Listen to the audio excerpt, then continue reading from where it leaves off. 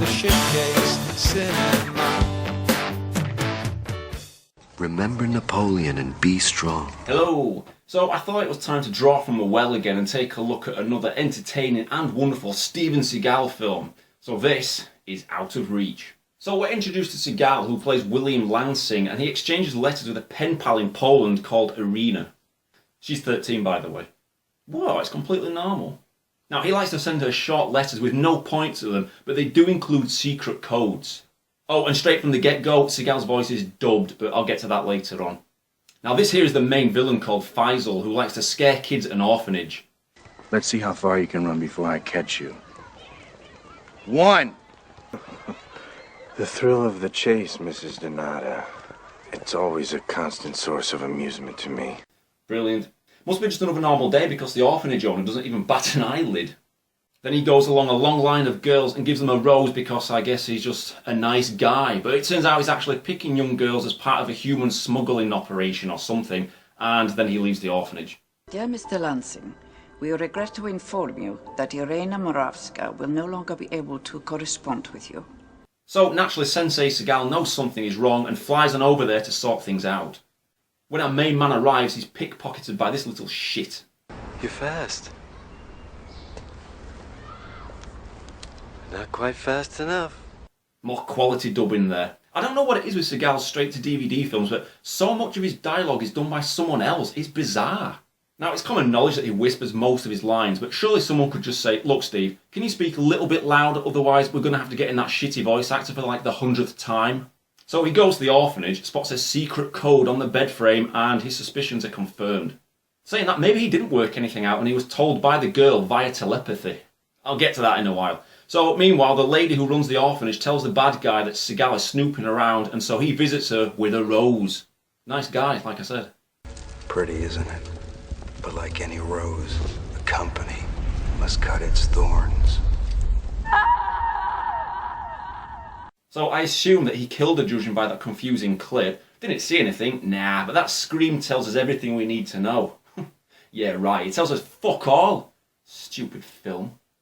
And why did he kill her? Plus, his saying of a company like a rose must cut its thorns doesn't even make any sense. You don't sound menacing, so keep your fucking mouth shut, Euro trash. Speaking of killing, Seagal is then attacked by two goons, but he takes them out because, you know, he's Seagal. And he never gets injured or slapped about. Ah, no, that stuff doesn't happen in Steven Seagal films. Never. Who sent you? Wrong answer.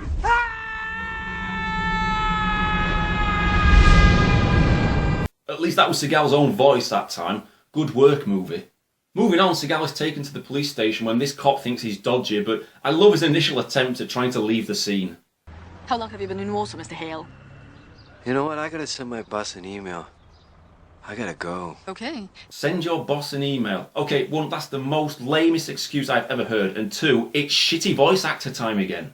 If you watch this movie, you should make it a drinking game. Take a drink every time Seagal's voice is dubbed. I tried it. You will be hammered. Speaking of drinking, Seagal goes to a bar with the cop for no reason. She says that she could arrest him on suspicion of murder, then seconds later he just walks off and she doesn't even try to stop him. Priceless stuff. Just brilliant storytelling. Then the little pickpocketing shit who is friends with Irina turns up at Seagal's hotel room. Don't know how he found where Seagal's staying, but anyway. Then he starts playing charades because I guess he doesn't talk, and Seagal works everything out somehow.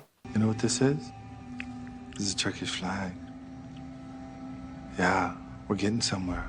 Moments later, the kid is obviously then fed up at being in a shitty film and is necking booze and loving it. And Seagal tells him off. It's such a weird and random scene, but then the kid starts speaking, so I guess the booze loosened up his vocal cords. And what's this here? Embassies. Diplomats. Embassies and diplomats? So there is a reason for it to be in there. Oh yeah. So anyway, Seagal and the cop are back in the bar again. Aside from all the joking, these people are very serious, and they don't care who they kill. I can take care of myself. That's funny because not 2 minutes later, you're shot by some bad guys, and for some reason taking her to hospital isn't the way to go. Seagal gets her more pissed up. You're gonna have to drink, and you're gonna have to get rid of some of this pain. A little bit more, a little bit more. Gotta take away the pain. Yeah, the pain of this film. And then he takes out the bullet himself. Now, while Seagal is taking out the bad guys and acting as a surgeon, the bad guy's spending his time playing chess with Irina, and has to drug her just so that he can win. Check. Check. Mate. Ooh, what an evil villain. How will Seagal defeat him? Now here's my top 5 random bullshit moments. Number 1, Seagal's letters to his young pen friend. Despite using email, I used to have a pen friend in Europe that I used to write to, and I've still got her letters to this day. There's something special about letters, and Seagal obviously knew this fact, but clearly didn't know what to talk about. No updates on life events? Nah, he just talks about codes and other bollocks. Here's another cipher for you to try and solve.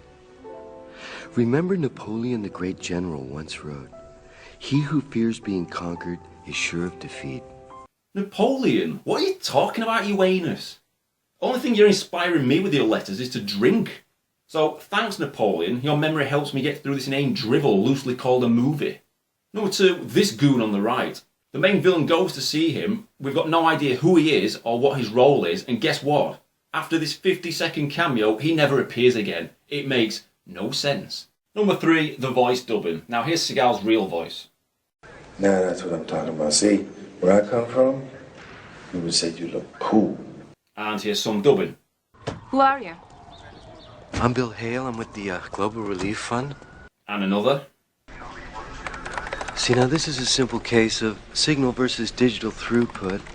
Even the guy doing the dubbing sounds like he's had his voice dubbed later on. It's a completely different voice. Number 4, this lad. Now you think he's mute as he doesn't speak to his friend and communicates to Seagal by doing stuff like this. But then later on he's fluent in English and nobody even reacts to him speaking then. You goon! Number 5, the bad guy likes to fence in his huge white palace and continues to talk nonsense. Pain is your friend, Ebo. Learn to love pain, and it'll set you free. I understand. I don't understand. What are you talking about? Worst villain ever. And here's a bonus one. Seagal goes to a brothel because, hey, it's a Seagal film and it's probably written into his contracts to have scenes with sexy women in there. I'm not complaining. Anyway, back to the so-called plot. Agnieszka. That's right. You saw who took the girls. Help me, Nikki, and I'll make sure that this doesn't happen again. Damn, Seagal, you now sound like a drunk paedophile. How did the filmmakers think that that voice sounded anything like Steven Seagal? Thank God crap like this is made because it makes you laugh, and laughter is good for you, it releases endorphins, yeah? So thanks Seagal and your multiple voice dubbers, your shitty films make me feel healthy. When I'm not drinking to get through them, that is. Now, I mentioned telepathic powers earlier on. So while in a car, we hear Irina say this. I have no pen to write with, no paper, and something is very wrong with the men who have taken me. I'll try to leave you a message. Don't give up on me. She's not writing a letter, it doesn't make any sense, so let's just say that Seagal's got special telepathy skills, okay? Because why not? Then our superhero and the kid do some detective work like any great duo do. Son, is that the man? Yes. What I need to do is get an invitation to this embassy ball. Voice change, take a drink, which is probably only about the 50th time by this point of the movie, so hang on in there. So Seagal goes to the embassy ball. Now Irina must have known that he was going to be there somehow, and she leaves him a secret message in the food. This is a trap. Evil bad guy notices it though, and he wants Seagal to see it. This is a trap. So then Seagal leaves the building. Don't worry. Hang in there, kid. And the evil supreme villain is angry. I'm not making this up, he gets left a message in food, right? The bad guy lets him read said message, Seagal runs away, the bad guy gets angry. And why does Seagal leave the building knowing that the little girl is inside there and telling her to hang on in there? Words just fail me. Now the bad guys go to hunt down our main man, but he's ready for them. So he and the cop, who is now absolutely fine, oh yeah, no life-threatening bullets to the shoulder can stop her, shoot the hell out of all the pissant soldiers. Now this film is from 2004 when Seagal was clearly starting to pile on the pounds. Now he may be fat and a waste of space, but he makes an effort. You know, he's got nice long dyed black hair and he wears nice clothes. So, you know, he puts a lot of effort in like fat people claim to do. Anything but jogging. Which brings us to the final fight. So Seagal strolls up to the big white palace and check this out. It's okay. Don't be afraid. Who are you? You know I'd come for you. She looks disappointed. She should be like, oh fuck yeah, my pen friend is Steven Seagal, buzzing. So the bad guy actually gets in a few hits, which are rare in Steven Seagal films. Wicked reaction there, Sensei. Then our two legends decide to duke it out with a sword fight, so expect lots of dramatic faces, lots of posing, and Seagal obviously winning. It's filmed well and is visually really good, which is a weird thing to say in such a pathetic film. That's not the ending though. Ah no, the best is yet to come. A finale to end all finales. The two kids are out in the woods, Seagal's body double is walking around, I guess they live with him now. A hawk flies into shot. Where do you think he's flying to? Maybe he has a family too. What? What do you even mean? And there we go, the face of Seagal appearing like a ghost. He's smiling though, so, you know, like I said, he makes an effort. Now, I didn't know what was going on half of the time, and to be honest, I didn't care. It's a convoluted mess with no substance whatsoever, and Seagal just seems bored and or confused most of the time. Nothing is developed here. It's like introducing this goon. What was that all about? Words just fail me. It's an empty viewing experience, and despite being amusing for all the wrong reasons, you can spend 82 minutes doing anything better. Go bake a cake or something. It'll be more entertaining and less soul destroying than Out of Reach. Or just go and remember Napoleon in your own way. Remember Napoleon the great general once wrote, Fuck you, Seagal.